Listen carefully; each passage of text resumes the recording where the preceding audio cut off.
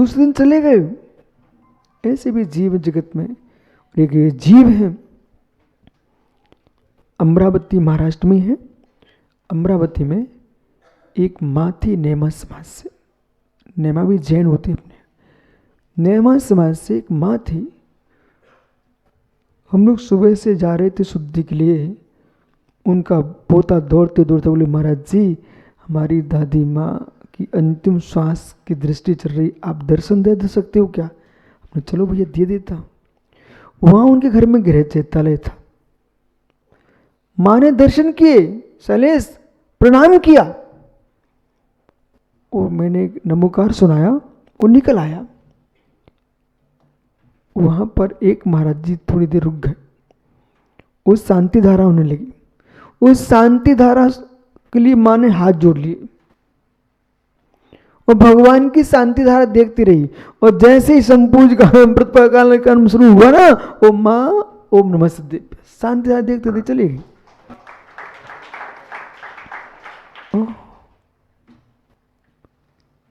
कितने परिणाम पवित्र होंगे कि गुरु के दर्शन कर लिए, गुरु के मुख से शांति मंत्र चल रहा है और प्रभु के ऊपर धारा देखते देखते अपने जीवन की धारा पूर्ण कर ली। ऐसे भाव करो सभी मिलकर के, आज ऐसे प्रणाम करो। प्रभु मरना नियत है पर क्षमा मांग के मरो। मरना नियत है,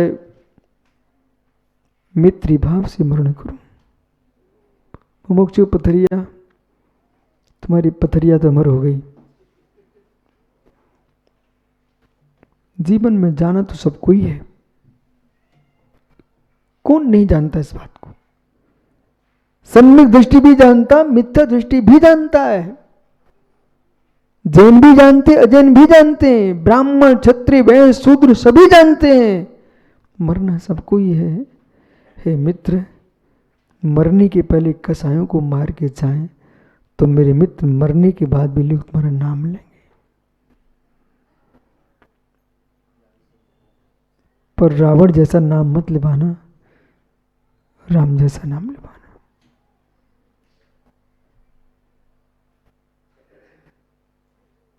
इससे बड़ी सामयिक कहां करते होंगे आप?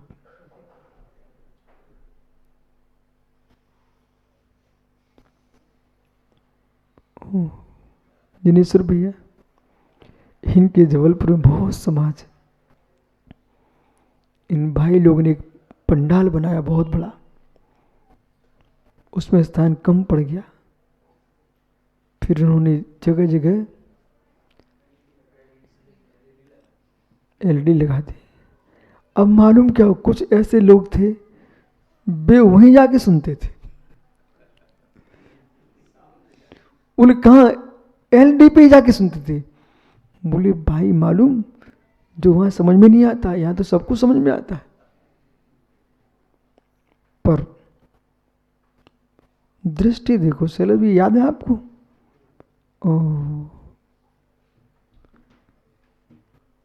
रिक्शे ऑटो वाले आए ना, वो खड़ा खड़ा प्रवचन सुन रहा। एक व्यक्ति आया यात्री, भाई चलो ना, तुम्हारा जीवन यहाँ क्यों खड़े हो? बोले मैं समझता हूँ कि मेरा काम जा रहा है, लेकिन क्या करूँ, मन ही नहीं हो रहा यहाँ से जाने का। पंडाल के भक्तों को तो दुनिया देखना जानती है, पर पंडाल के बाहर के भक्तों को तो भक्ति जानते हैं।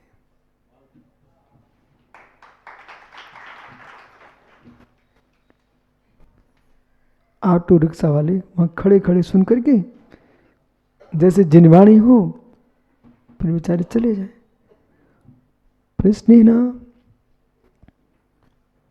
महात्मा व्याख्यान के काल में जैसे माँ आटा उसनती ना, उसमें ये नहीं सोचती है किस किस को खिलाएंगे। प्रणाम दो, कितनी मेहनत करती है। आटा बनाते इसमें पूरे कुटुंब के प्रति कितनी सद्भाव है। और कोई मेहमान आ जाए वो भी उसमें भोजन कर जाएगा। कोई अतिथि आ जाए उसको भी मेरे मित्र भोजन करा देंगे। ऐसे ही आपके व्याख्यान के काल में ऐसी मधुर मेहनत करो कि जो श्रोता सुन रहे हैं उनके भी गदगद भाव आए। अचानक कोई आके बैठ जाए, उनके भी गदगद भाव आए। और जैसे भोजन करने के बाद करते करते स्वाद अवश्य आता है, पर करने के उपरांत कितनी ताकत मिलती है, दिन भर काम करता है।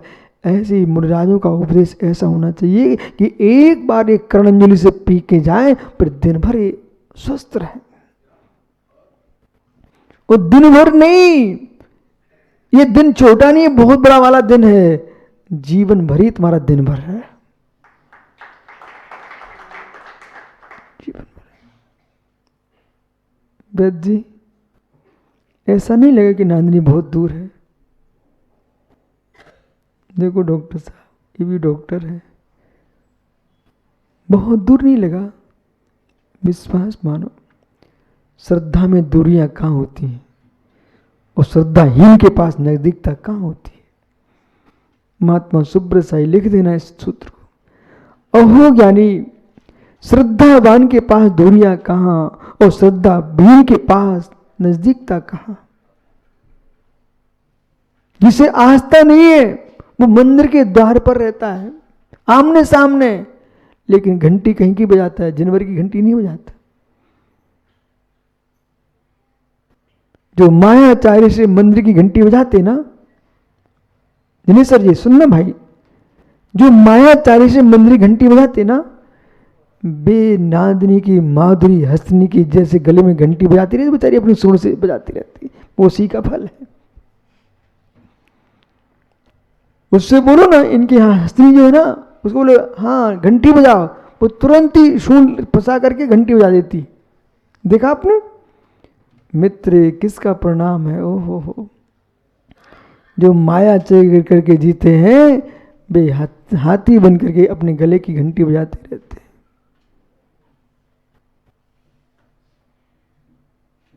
नहीं बनना हाथी, नहीं बनना हाथी। हाथी सा है, हाथी बनना हो तो मायाचारी करते रहना।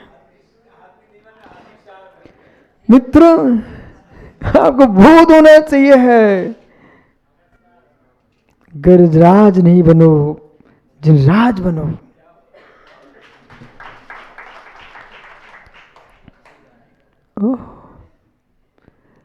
गजराज नहीं, जिनराज बनो। गजराज बनने के लिए मायाचारी करना पड़ती है और जिनराज बनने के लिए आर्जव धर्म का पालन करना पड़ता है। अब देख लीजिए, मैं इनकी जैसा चाहूं। यहां ग्रंथकर्ता कह रहे हैं, अपने परिणामों से मिलो, अपनी आलोचना करो, नो शीलम। हे प्रभु, एक बार के अब्रह्म सेवन में 9 कोटि जीवों की हत्या की है।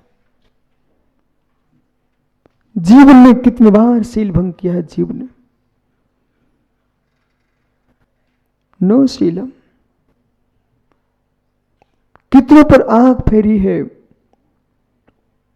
उन परिणामों से मिलो, उन खोटे भावों से मिलो।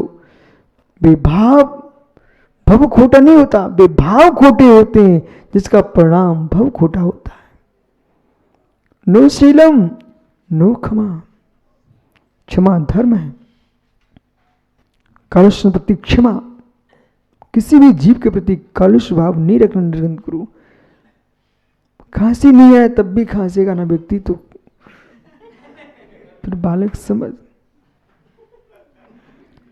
नो क्षमा, क्षमा नहीं किए कासलीवाल जी, क्षमा नहीं किए जीव ने।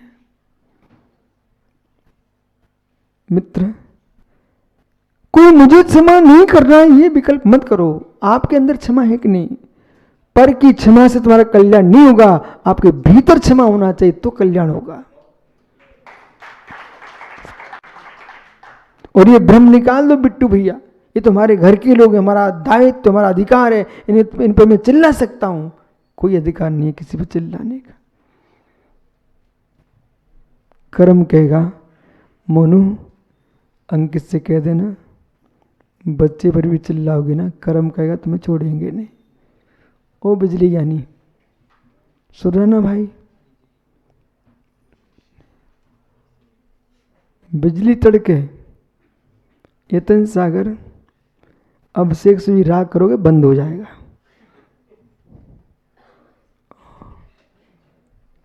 राग करोगे तो बंद होगा, द्वेष करोगे तो बंद होगा। इतनी जीवों में तुम्हें कोई का नाम नहीं याद। अभिषेक का ही नाम याद है। मुमुक्षु जैन भगवान महावीर की तपोभूमि में जन्म से कल्याण नहीं होगा, भगवान महावीर जैसा तप करेगा तब कल्याण होगा। नहीं तो कुछ लोग इसी में खुश रहते हैं। मेरा भैया महाराज है, मेरा पिता महाराज है, मेरा दादा महाराज है। अरे भैया उनके महाराज होने तुम्हारा कल्याण होने वाला नहीं है। आप ये कब कहोगे मैं महाराज हूं? और इतना भी काम नहीं चलेगा। तन को नंगा करके बैठ गए तब भी कल्याण नहीं होगा, मन को भी नंगा करना पड़ेगा। यतन करो यतन सागरी।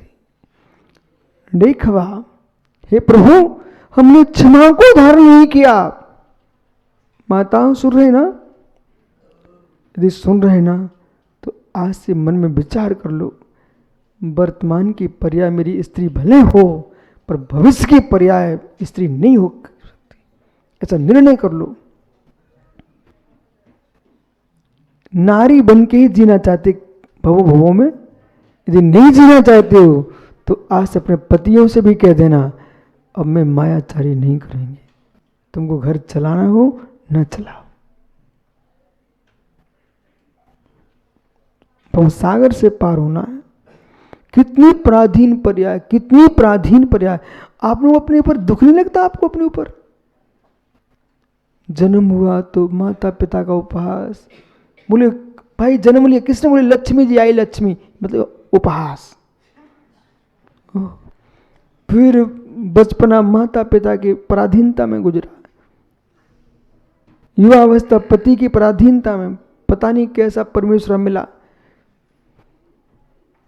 कबाड़ी जवाड़ी ज्वारी गुस्सेल कैसा मिला, अब तुम्हें झेलनी जीवन भर।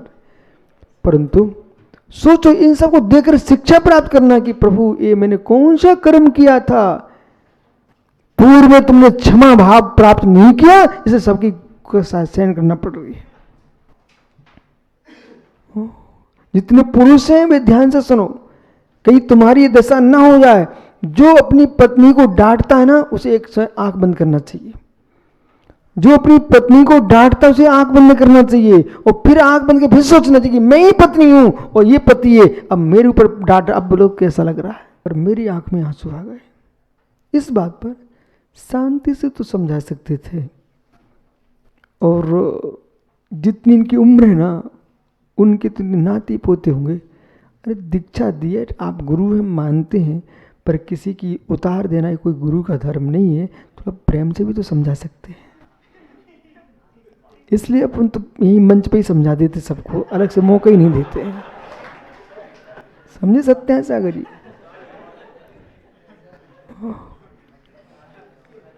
बद्री कुमार जी सुन रहे ना? अपन यही ठीक कर लेते सब, चाहे मौसी के रागी हो चाहे माँ के रागी हो। रवि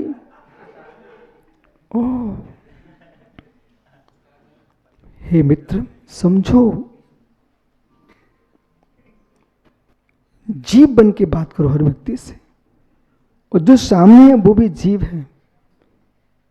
ये कौन सा धर्म है लोगों के पास? कोई दूसरा किसी को मारा तो तुमको दया आती है, ये करुणा करो करुणा करो। बंगाल में बांग्लादेश में अच्छा नहीं हो रहा है, जब तुम्हें गुस्सा है तब तुम कौन अच्छा करते हो? जब तुमको वहां करुणा यहां झलक रही है, अपनों के ऊपर भी करुणा करना सीखो।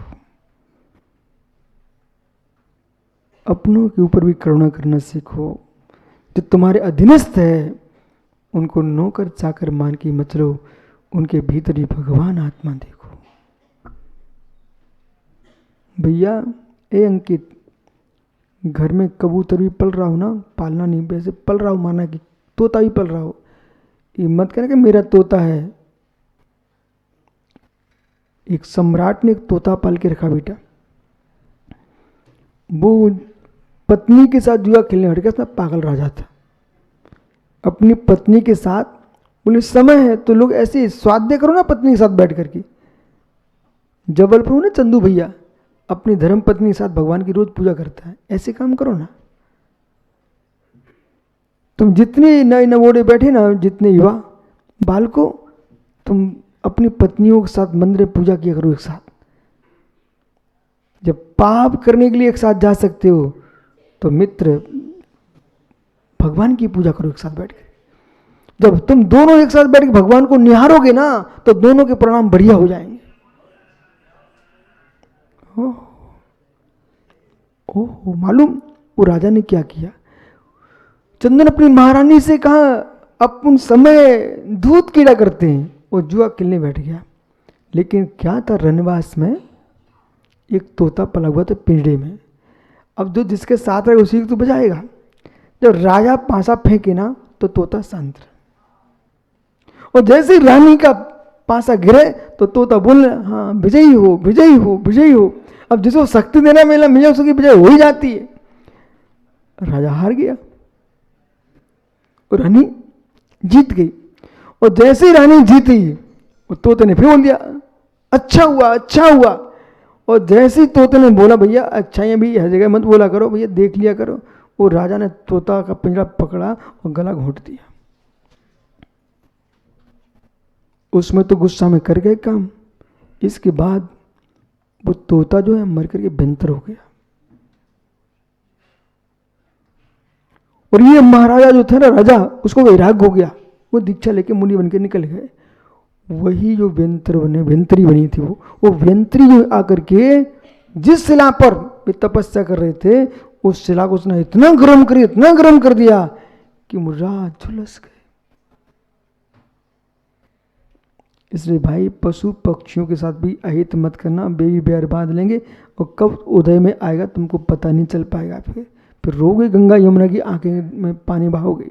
आप सिद्ध शिला पर हो तब मैं तब भी आपको प्रणाम करूंगा, आपकी विशुद्धि वृद्धिमान हो और हमारी सेवा वर्धमान हो। आत्मा स्वभावम परिभाव भिन्नम, आत्मा स्वभावम परिभाव।